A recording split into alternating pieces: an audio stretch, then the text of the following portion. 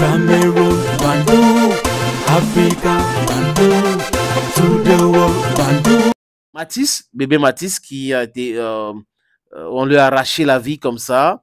Qui a arraché la vie à bébé Matisse, c'est Monsieur Dagobert Nwafo. Monsieur Dagobert Nwafo, c'est le papa du slameuse l'idole. Bon, on voit l'idole, les soutiens pour l'idole, les soutiens pour l'idole. Même le ministre Grégoire Ouna a fait une sortie pour apporter son soutien à l'idole. Voilà, on a vu ça et beaucoup de personnes ont commencé à critiquer cela et ils ont traité la sortie de Grégoire Ouna des malheureuses. Il dit ce qu'il dit, il pense ce qu'il dit, donc chacun aussi a le droit de penser ce qu'il dit, de dire ce qu'il pense. On ne peut pas penser la même chose.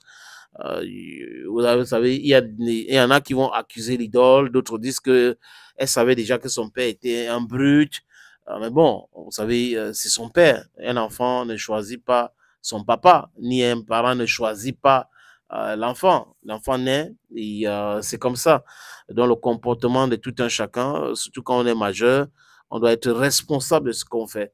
Et on a appris que actuellement, il est sorti dans son coma, Dagobert Nwafo, et il dit qu'il ne reconnaît pas avoir tué un enfant de 6 ans, il ne reconnaît rien.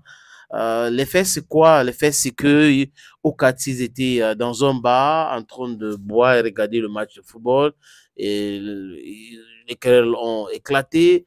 Monsieur Wanji, qui est le papa de Matisse, ils sont mis à se quereller avec Monsieur Nwafo, papa de l'idole, et sont venus en main. Mais Monsieur Wanji était plus fort, donc il a un peu neutralisé Monsieur Nwafo. Et Monsieur Nwafo lui a dit devant les voisins du quartier, dans ce bar-là, que tu vas voir ce que je vais te faire, tu vas regretter toute ta vie.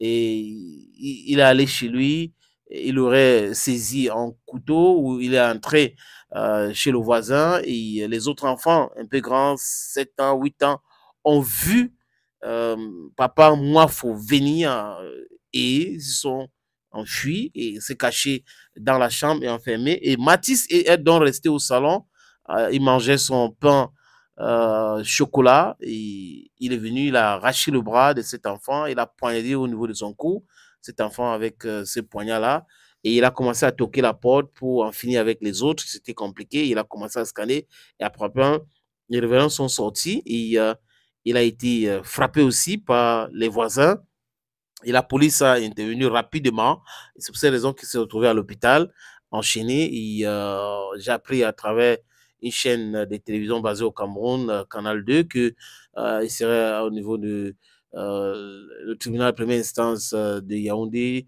dans une cellule de ce côté-là, et que depuis qu'il est sorti dans son coma, il ne veut pas parler, il ne veut absolument rien dire. Et là, le ministre des Affaires sociales, Madame Pauline Irene Nguene, a fait la descente. Elle allait rencontrer les parents de Matisse avec une forte délégation et elle a déclaré qu'elle voit que la famille est touchée et qu'elle compatit avec cette famille, elle comprend cette souffrance-là. Elle sait que ce n'est pas du tout facile et elle a aussi aussitôt annoncé la descente de travailleurs, d'une équipe de travailleurs sociaux pour accompagner la famille sur le plan psychosocial et que les 5 enfants du couple sont pris en charge selon ces mêmes informations. Donc, il y a la grande sœur de Matisse qui s'appelle Onela. Et Onela n'arrive pas à entrer seule dans une chambre, rester seule dans une chambre. Et on dit qu'elle souffre de symptômes traumatiques.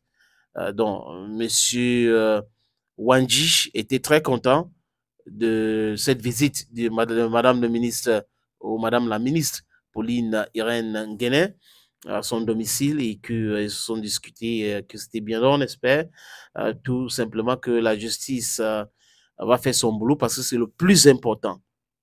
On a les cas ici et là où un homme va se fâcher, verser de l'essence sur une fille et brûler la fille juste pour des histoires des billets de banque. Je lui ai donné mes 5 000, mes 10 000. On a les histoires des hommes qui transforment leurs femmes en punching bag. On a aussi les histoires des hommes qui subissent de l'agression. Il y a des femmes plus fortes que des hommes qui battent sur ces hommes-là. Il y a aussi de l'agression verbale parce que cette souffrance-là, ce n'est pas uniquement avec des coups de poing. Hein. Il y a la violence verbale aussi, la violence physique. Donc, il y a des gens qui subissent tout cela. Je crois que le plus important maintenant, c'est de les éduquer, mais aussi des responsables qui font cela doivent aussi payer de leurs actes. Monsieur Wafo, selon les dits de certaines personnes, se comporte comme si ça n'allait pas, comme s'il avait perdu le nord, comme s'il était devenu fou et tout ça. Mais bon, ça peut aussi être sa défense. Ça peut être sa façon de se défendre. Pour que si on était aux États-Unis, on devait commencer les Sicrades et tout ça. Peut-être qu'ici, à ce qui concerne le cas là, il y aura des experts qu'on va envoyer pour examiner M. Wafo parce qu'il ne parle pas, il ne dit rien. Il ne se rappelle pas de ce qui s'est passé.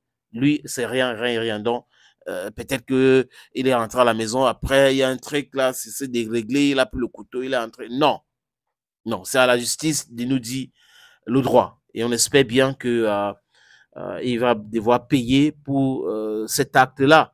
Mais bon, sa fille, l'idole, ne doit pas être confondue à son père.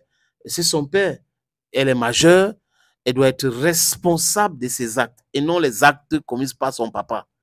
Et son père doit être responsable de ses actes et non les actes commis par sa fille, l'idole. Malheureusement, dans notre société aujourd'hui, c'est comme ça. On mélange tout. Au moins d'opportunités, surtout qu'elle est célèbre et elle est connue. D'autres personnes disent que son papa, c'est pas la première fois qu'il se comporte comme ça, que certains de ses enfants ont même témoigné que il les a fait ça traduit. Bon, la brutalité, c'est souvent très difficile à expliquer ces choses-là. La descente des ministres, peut-être d'autres ministres. On a vu le ministre aussi de la famille qui a fait un communiqué en condamnant l'acte de M.